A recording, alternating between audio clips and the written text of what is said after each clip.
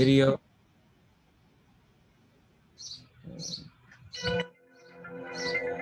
Welcome back to Studio 771 Interviews. Today we're going to have an interview with Decarcerate, Louisiana. We have our special guest, Curtis Davis, here with us today with our co-hosts, Caleb Holmes and Antasia. And we just want to get right into it. So if you don't mind, Mr. Davis, could you introduce yourself? Sorry, let me unmute myself. My name is Curtis Ray Davis II. I'm the executive director of Decarcerate, Louisiana. I'm the author of Slave State, Evidence of Apartheid in America.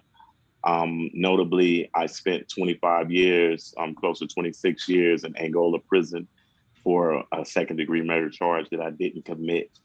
And while I was there, I was transported back into a condition that I thought, according to all of my schooling and everything that my parents had told me, had ended in 1865, and that's slavery.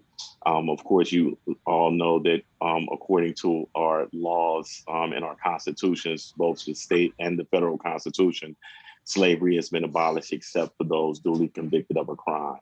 So slavery was never actually abolished. It was simply codified in the law. And so that's why I'm preaching across America right now and internationally about abolishing slavery in Louisiana and the United States. All right.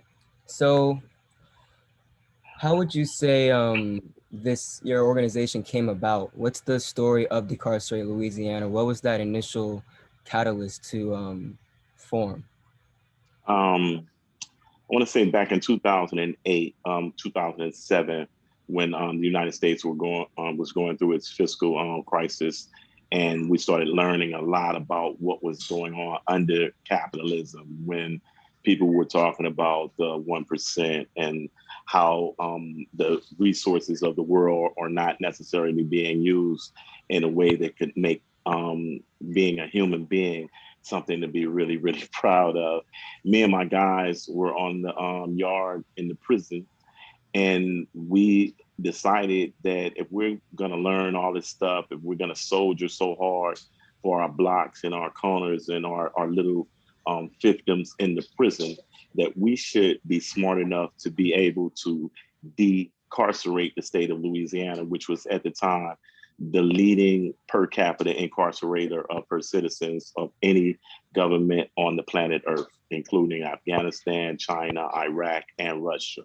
So it became about making regular people understand that it was not in the best interest to continue to spend so much of your state's taxpayer dollars or resources on making sure that vengeance or the lynch mob mentality of somebody has to pay be upheld in the state of Louisiana, which is actually a tradition. You know, lynching, this was, again, Louisiana led the whole nation per capita in actual lynchings of our people during the Jim Crow period and in that era. So prisoners got together and we formed and founded Decarcerate Louisiana as a political action group. All right. And why, and to the younger audience and people who are just, ignorant, why would you say an organization like this with the mission you all have is important today in 2021? Okay. Most of us probably suffer from math anxieties. You know, we don't really want to think about the root of something having something to do with the contemporary condition that we're in. So you're in college and you're smart, or you're in high school and you're smart, and I'm saying, okay, what's the square root of 49 then? Of course, you're going to say 7. But understanding the concept of square roots is where I want to take my audience right now. Right now in contemporary United States 2021, June 10th, we are suffering, and I say we, I mean marginalized people, brown and Black, are suffering from so many different type of prison situations. We're in a prison of poverty. We're in prisons of addiction. We're in prisons of consumerism. We're in prisons of just straight up depression. It's a reason that all of this is taking place. This is not by happenstance. This is by a design. We want to teach that mathematics is pattern recognition. So we have to go back to see how in the binary coding of your laws and your policies have you disadvantaged us. Not just about screaming and shouting out to the stars that we won't take it anymore or whatever. We need to know how to change the system, and at which roots do we change the system, and when we do our tweaks, what is going to make my present day condition better. On one of the Tupac songs, I know y'all don't remember Tupac, but he said his homeboy Lil Noble said somebody got to explain why I ain't got nothing, right? That's what the thug thing came from. I don't have anything. I'm not living like I want to live. I'm wearing my brothers and sisters hand-me-down clothes. We're in the consumer society where they got cars, they got jewelry. I want cars and I want jewelry. So we have a gap between those that have and those that don't got, right? Excuse my ebonics, but it's better for my generation to be able to speak towards your generation to understand, to let you know why you ain't got nothing. You don't have anything because there was a design that was put together by men who are long ago dead, who wrote into the science of law your disadvantage to make sure that people that lived on your side of the tracks wouldn't be able to get loans or access capital the same way that people on that side of the tracks are able to do it, codified in the municipal policy, codified into banking laws and policy. So I want them to understand that those laws that existed when they could rape and hang our mothers, when they could just take a Black man and burn him in the street and nobody go to jail for it, when that situation long ago was happening, they wrote some laws that still exist to this very day that makes the law enforcement apparatuses that have become overly military, militant, what is the word I'm looking for? Militarized. They've militarized our police departments. So we're getting the same type of treatment from them in contemporary right now that they were getting from the slave catchers when they were in 1863 when they were trying to escape off the plantation. So that's why it's important because nothing has actually changed. Right. This the perpetuation and the continuation of the peculiar institution of slavery, that whole infrastructure, and the system, really, what we can call it. Many know it as white supremacy in that sense. And I guess my next question would be, what do you think is the best medium, the best mode that we can take to, I guess you can say, crack white supremacy, or at least put a fire to white supremacy or systems that continue to put us in these certain slaveries. Slaveries of mind, poverty, debt, loan, student loan debt, all these different monopolies and obstacles that young people and even people who are older than us have to go through. So, what would you say is the best vehicle we can take for that? Is it organizing? Is it unity? What's your thoughts? Okay, and that's a very good question. First, I want to say that knowledge have to come first. First, you have to realize your circumstance. Um, if all, do you think a fish knows that it's in water? If it only knows its environment and its condition. What makes man fly, man meaning man and woman, is that man mean mind, M-I-N-D. So when we do the etymology, we understand that gorillas, even though they big, strong, and anatomically look like men, they're not men because a man can put a gorilla in a cage, right? Right. We get the knowledge first. How does this system work?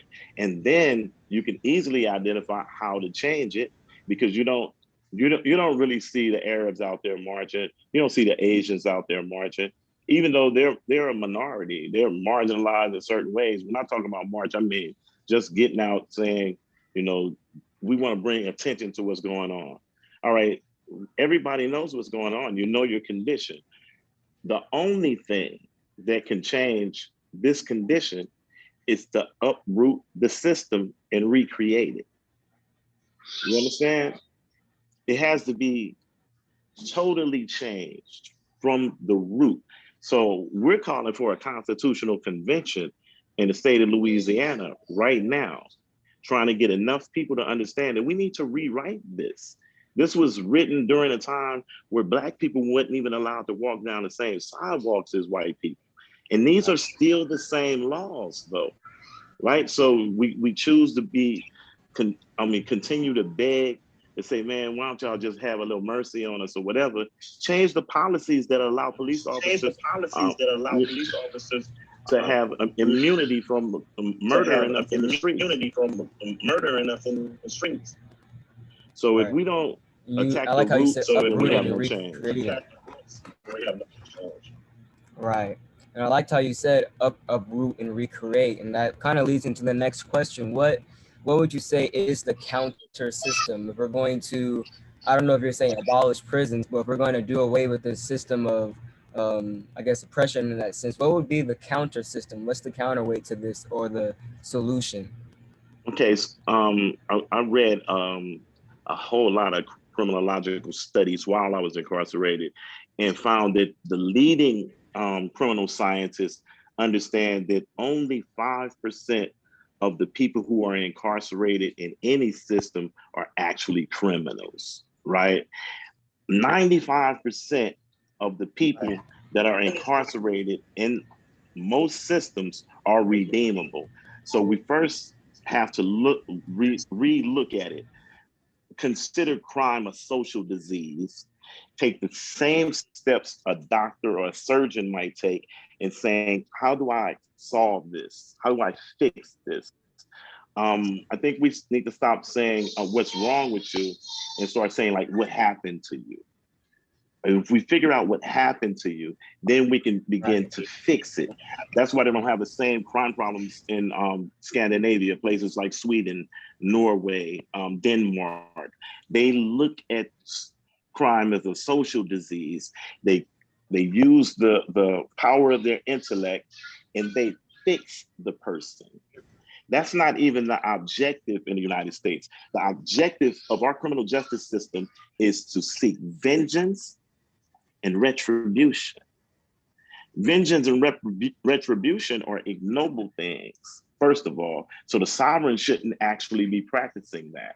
What the sovereign is always wanting to do is take the highest moral ground possible. So it's supposed to say either if I can't fix you, then I'm going to have to isolate you, all right, hospitalize you.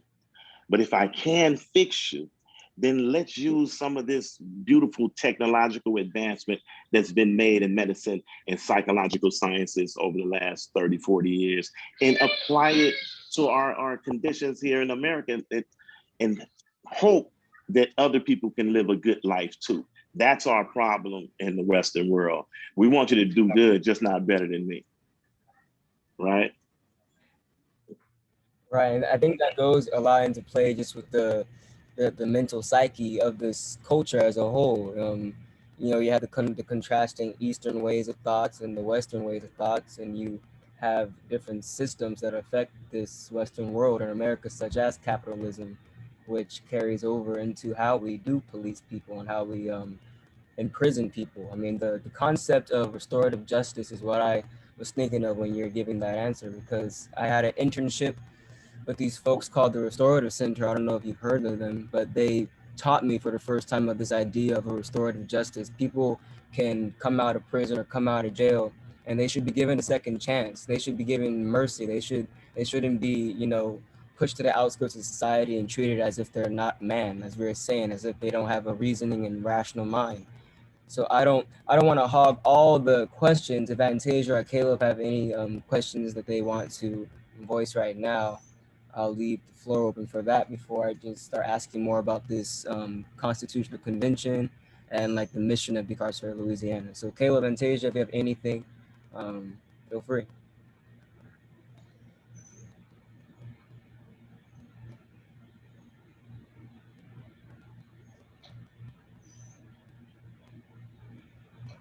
Mhm.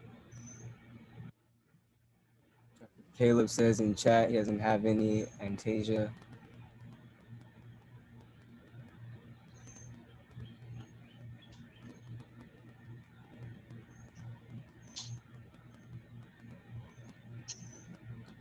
All right. So I just want to. So now I kind of want to get more into the organization and exactly what you all do here in Louisiana. So, if you wouldn't mind, could you describe perhaps the mission of Decarcerate Louisiana?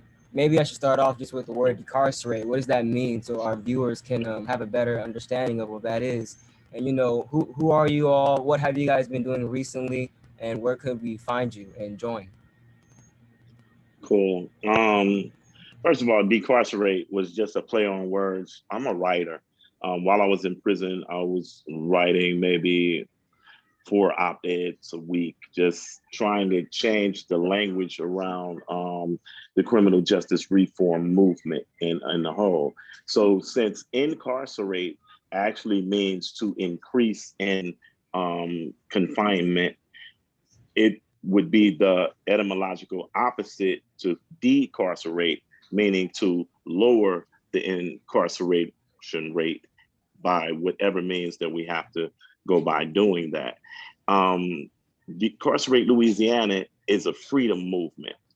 We're a grassroots, real from the bottom, from the turf, from the earth, human rights organization.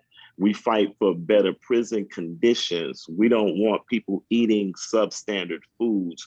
We fight for human trafficking violations, because in a way, when you have states selling their inmates to other states, that's human trafficking.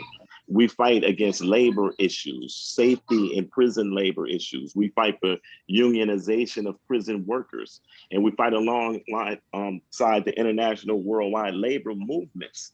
You don't even have to be in prison for Decarcerate Louisiana human rights freedom movement to work for you. It's just that we figured out a way to channel our warrior instincts that led us to the prison systems in the first place, and to benefit from the experiences of being in the condition, in the turf, in the trenches, going through what we go through, educating ourselves autodidactically, coming back out to organize and become the antidote to the problems that plagued our communities.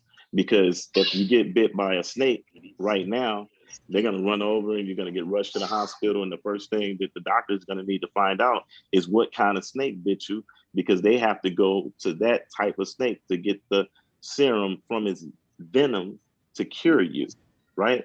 All a part of the healing process. So when brothers like myself get an opportunity to come back into so-called free society, we have to work in order to, just like Spartacus, change the reality of our sovereign condition, right?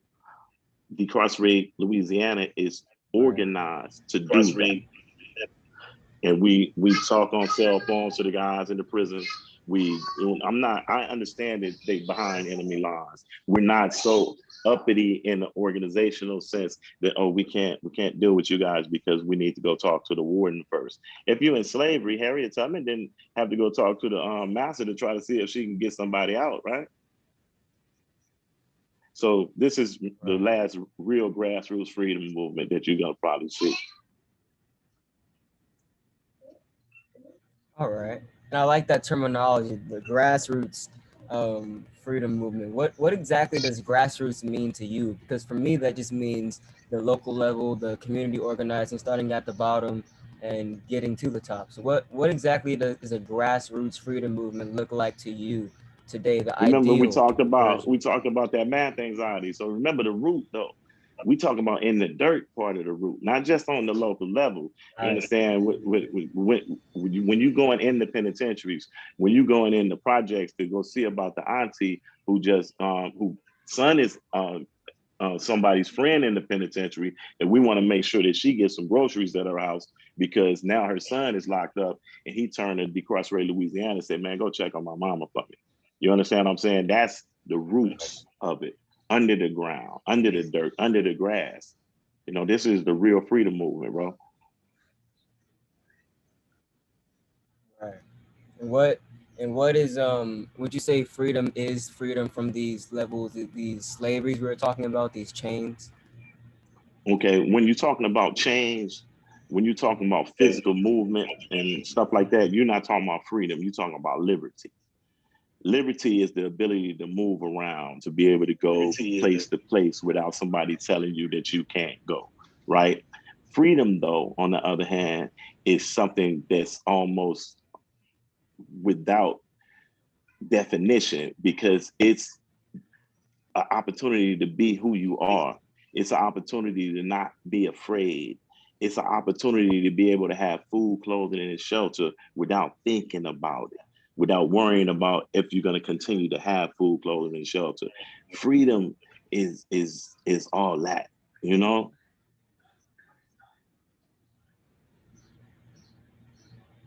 Right. And how could people get into contact with Decarcerate Louisiana if they have somebody they know that needs you all's help? Okay, you can catch us at decarceratelouisiana.com or .org. You can catch us at Decarcerate Louisiana on Facebook, Instagram, Twitter. It's all the same. It's going to be at Decarcerate Louisiana.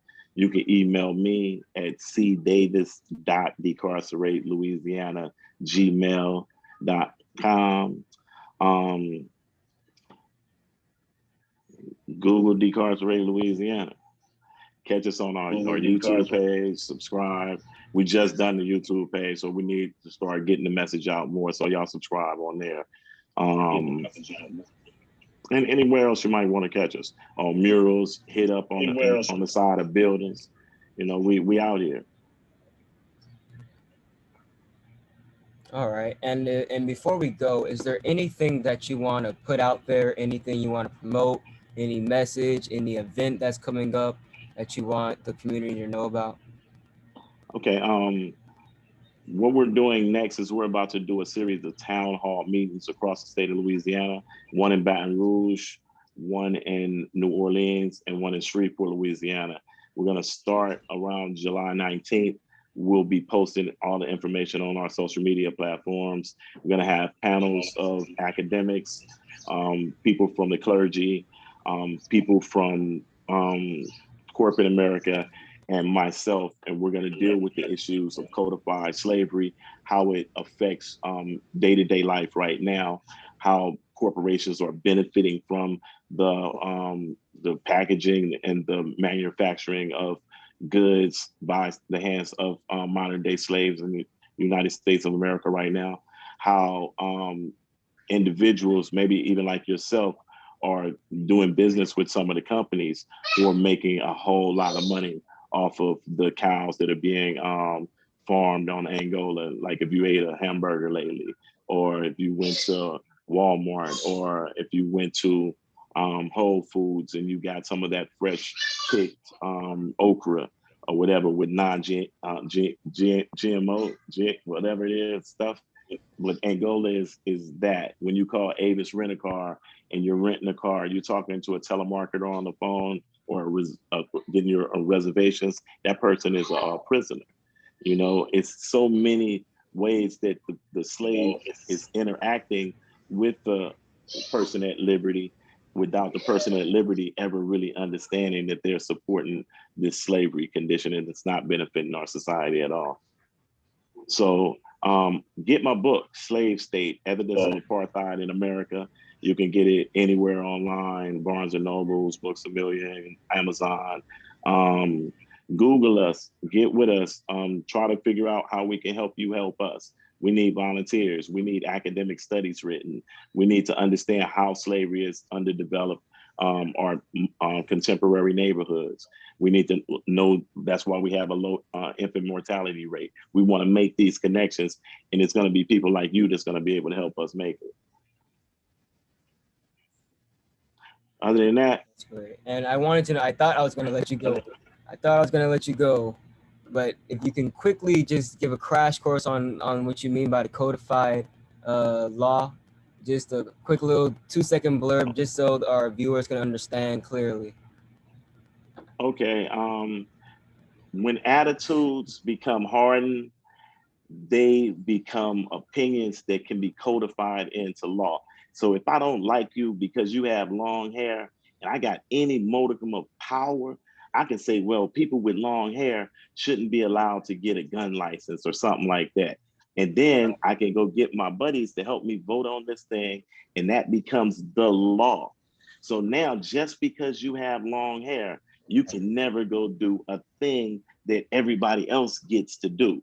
That was done to us based on the color of our skin. That was done to us in every field of endeavor, every in the entertainment, sports, Right. the medicine world, banking, everything. So we have to redo them. We have to rip up the policies and rewrite them for contemporary times. I appreciate y'all for giving me this time to speak with you, little bro. And you let them know Decarcerate is trying to get it done and help us do it, bro. Thank you. Thank you for your time. Thank you for imparting wisdom upon us, and just have a blessed day. Well, peace.